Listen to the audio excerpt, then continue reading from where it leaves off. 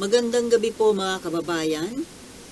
Pag-usapan po natin itong naging interview kay Bato de la Rosa. For sure napanood nyo na to. Nasa balita lahat eh. Magbibigay lang po ako ng konting reaksyon tungkol dito, no? Unahin ko muna itong isang vlogger na pina-follow ko naman. Ang sabi niya po naawa daw siya kay Bato. Doon sa interview po kasi, parang halata talagang natatakot siya, kabado siya, nagagalit siya, naiinis. Parang naiiyak-iyak na nga eh. Kaya sabi nung isang vlogger, siguro kung marami pang iba na naaawa. Kawawa naman daw kesyo hindi daw malaman kung ano talaga ang desisyon ng ating Pangulong BBM tungkol dito sa issue ng ICC. At saka, alam mo, dinerpa niya yung Pangulo natin. Para sa akin, kabastusan po yun eh. Binastos niya. Alam mo, itong si Senator De La Rosa, parang hindi niya, siguro ko po talaga, ang tingin nila, silang mga DDS, silang mga nasa Duterte group, parang maliit talaga ang tingin nila kay PBBM. Yung bang, ang tingin siguro nila talagang weak, yung parang totoy. Porque ba naman baby face totoy. Kasi yung mga sinabi po niya doon sa 18 minutes ba yon na interview. Kung 18 minutes, saglit lang eh. Mga sinasabi niya doon na kesyo kailangan daw magpakalalaki si Pangulong Bongbong Marcos. Sabihin daw ni Pangulong Bongbong Marcos kung ano talaga ang totoo, kung pinayagan ba niyang pumasok ang ICC para mag-imbestiga nung tungkol sa drug war. Unang-una po, sagutin ko muna yung vlogger na naaawa. Bakit kayo maaawa? Hindi ako nakakaramdam ng awa kay dyan, sa mga involved sa drug war. Naaawa kayo ngayon kasi takot na takot. Namumutla na sa takot dahil malapit ng arestuhin. Bakit kayo maaawa dyan? Bago kayo maawa, isipin ninyo kung sino ang mas kawawa. Yung mga nabiktima nila, na karamihan hindi naman talaga mga drug user siguro. Kung drug user man, maliliit mga pobreng drug users. At saka meron nga po talagang mga inosente. Mga inosente na napatay dahil doon sa sistema ng tukhang-tukhang na yon na inutusan nila ni Duterte, yung mga pulis na pumatay lang ng pumatay. On national television, sinabi yun ni Duterte. Pag manlaban, patayin nyo, sagot ko kayo. Akong bahala sa inyo, sagot ko kayo. At ito naman pong si Bato de la Rosa, di ba siya yung, sabi nga siya ito daw ang architect nung war on drugs. Mula pa sa Davao hanggang dito sa Manila, nung presidente na yung Duterte. Kaya, sa dami ng napatay, or hindi naman napatay kasi pag sinabing napatay, hindi sinasadya. Pinatay. At talagang ginawang negosyo yung pagpatay. 'Di ba? Dahil inutusan ng Pangulo, si Raulong Pangulo, na pumatay Kaya kahit sino na lang pinatay dahil may hinahabol na kota, may bayad. May bayad per head. Negosyo, di ba? So bakit ka maaawa? Excuse me. Bago ka makaramdam ng awa dyan sa Bato de la Rosa na yan, dyan sa Duterte na yan, isipin nyo yung mga biktima. Lalo na yung inosenteng estudyante na wala naman talagang kinalaman sa drugs. Nakursunadahan lang. Dahil siguro yung mga pulis, hindi pa nakakakota. O, kaya pwede ba? Tigilan nyo nga yung awa-awa na yan. Ang tagal-tagal na nga eh. Ang tagal na hanggang ngayon, hindi pa rin nila napagbabayaran yung mga ginawa nila. Tapos ito si Bato de la Rosa. Eto na nga ang sitwasyon niya na nasa bingit na siya ng alanganin, nakukuha pang magyabang. Nakukuha pang manakot. Di ba? Nakukuha pang mambastos. At Pangulo pa ang binastos, ha? Sabihan mo ba naman si Bongbong Marcos na magpakalalaki ka? Pati yung tono, ha? Ang yabang ng tono. Magpakalalaki ka. Anong pakialam mo kung magpakalalaki yan o hindi? Walang obligasyon si Bongbong Marcos na abisuhan ka kung aarestuhin ka na. Wala. Bahala siya kung i-inform ka o hindi. Dapat magtanong ka kay Remulla, sa NBI, o sa ICC mismo. Bakit sa Pangulo? Anong kinalaman ng Pangulo? Sigurado ba kayo na talagang may kinalaman niya sa pagpapapasok dito? Eh, sikreto nga ang pagpasok dito nun eh. Nung mga nag-imbestiga. Tsaka kahit sa, ay sorry. Sorry po. Tsaka po mga kababayan, kahit sabihin pa na talagang may go signal si Presidente Bongbong Marcos na pumasok dito para mag-imbestiga, yun po ay para mabigyan ng hustisya yung mga nasasakupan ng Pangulo, yung mga biktima ng war on drugs. Tama hindi?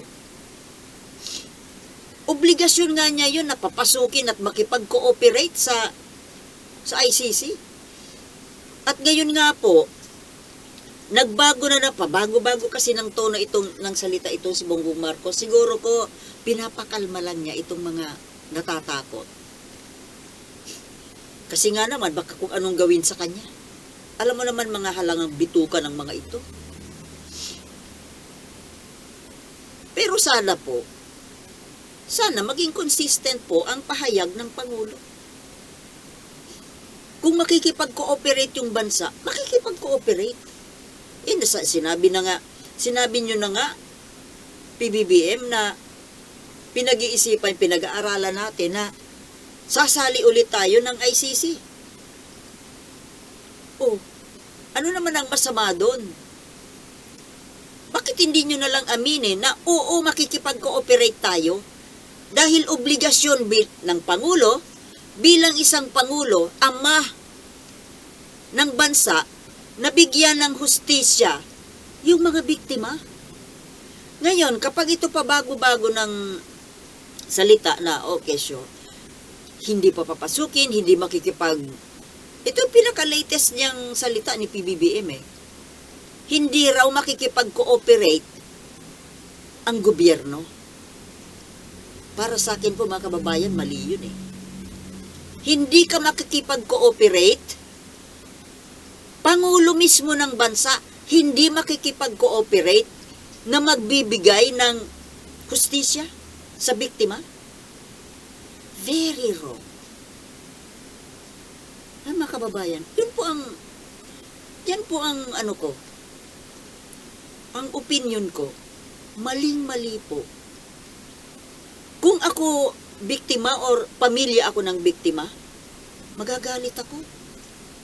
malulungkot ako. Madidisappoint ako. Kasi, Pangulong mismo ng bansa natin, walang balak na makipagtulungan, makipag-cooperate doon sa ahensya na magbibigay sa kanila ng hustisya. Sa totoo lang, mali po. Alam naman na natin. At alam ito ni PBBM na para nga po sa Supreme Court, may jurisdiction daw po ang ICC. So bakit natin sinusuway? Bakit natin kinukontra ang desisyon ng Supreme Court at ng ICC? Na mayroon palang jurisdiction kahit na hindi na tayo member. Dahil yung mga krimen nangyari noong member pa ang Pilipinas. Sa totoo lang, mali po itong latest na pinagsasabi ni Pangulong Bongbong Marcos. Kung ako yung biktima, pamilya ng biktima, kung ako ang nanay nung teenager na estudyanteng basta na lang pinatay, magagalit ako sa Pangulo.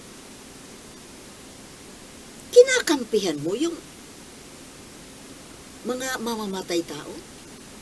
Kinakampihan yung pumatay, yung kriminal, hindi yung biktima. Mahal na Pangulong Bongbong Marcos,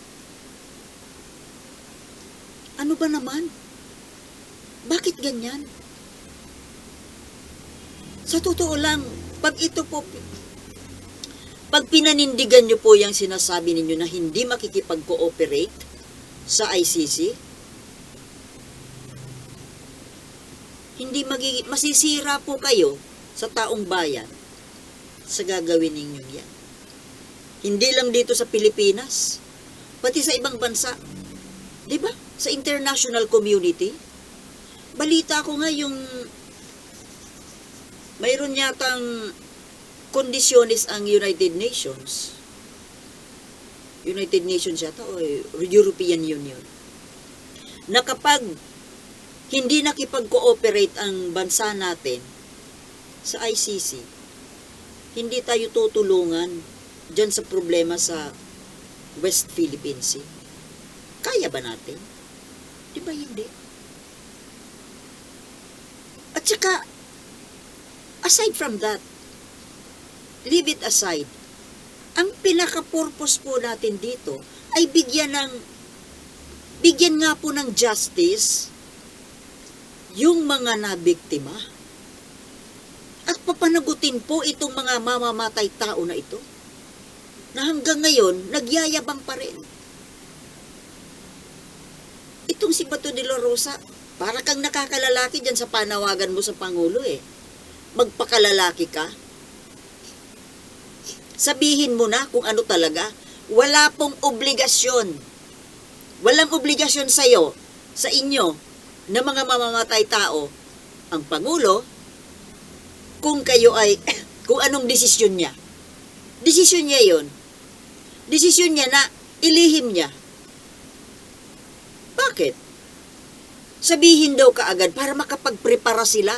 Makapagprepara sa ano? Makapag-prepare sa ano?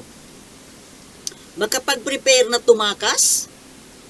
Makapag-prepare na unahan si Bongbong Marcos? Makabalak ninyong i-assassinate eh. Nang sa ganun eh, malibre kayo.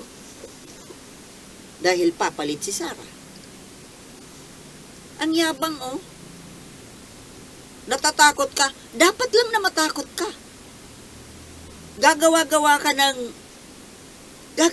ka ng mali. Hindi mo kayang panagutan. Ikaw dapat ang magpakalalaki, Bato. Bato. Bakit nga pala pinalayawan itong Bato? Siguro dahil doon sa nininegosyo nilang mga bato. Di ba alam natin kung ano ibig sabihin ng bato? Mga poster, alam yan eh. Sa totoo lang, ikaw, Bato, ang magpakalalaki. Ginawa mo, harapin mo. Ginawa mo, panindigan mo. Huwag kang aasa sa Pangulo na ibibaby ka. Dapat lang matakot kayo. Gagawa-gawa kayo ng karumal-dumal na mga bagay, tapos dapat naisip nyo yun noon nung ginagawa ninyo or bago ninyo ginawa. Na ganito pala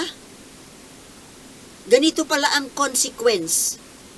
Akala nyo siguro kasi forever kayong makakapagtago, forever kayong nasa kapangyarihan. Ano kasi, lahat na bagay may katapusan, di ba? Sabi nga ni Erap, weather lang yan. At saka hindi ninyo pwedeng takasan, hindi pwedeng takasan ng kahit na sino yung pagkakasala. Kailangang panagutan. Ikaw ang magpakalalaki, magpakita ka ng pagiging, di ba matapang ka? Tapang-tapang eh. Noong nagtutukhang-tukhang kayo, tapang-tapang eh. Para bang wala nang katapusan yung mga bala, wala nang katapusan yung kapangyarihan ninyo.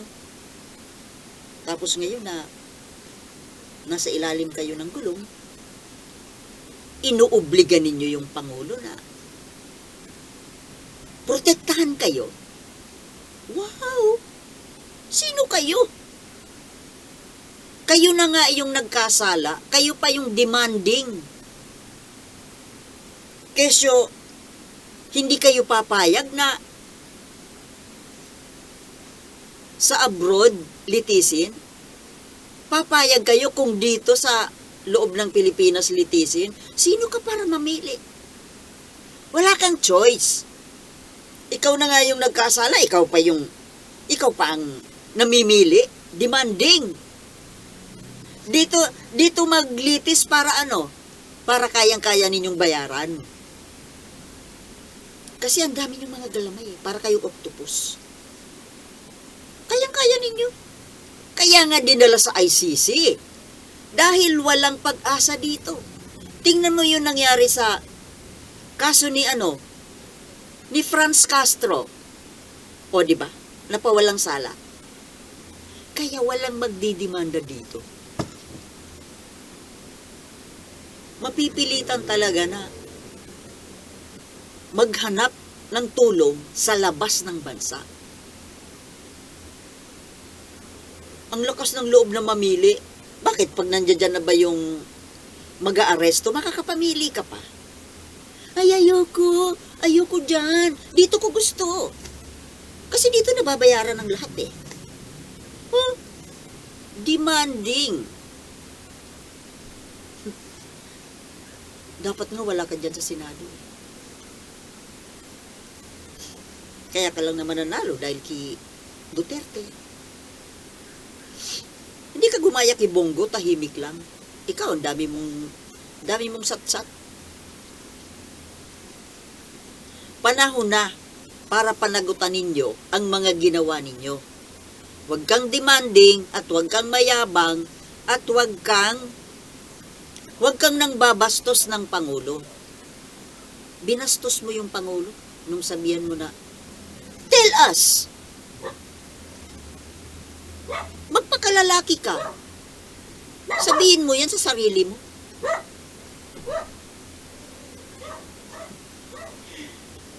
Naku, baka ma-strike ako dahil sa background music ko na ano ng aso. Di ba mga kababayan? Kayo mga kababayan na nanonood, naaawa ba kayo kay Bato? Hindi ba't binastos niya si Bongbong Marcos? May karapatan ba siya na mamili kung saan siya lilitisin? Di ba? Hanggang dito lang muna po at thank you for watching and I'll see you in my next vlog. Magmimerienda lang muna ako. Okay? Peace!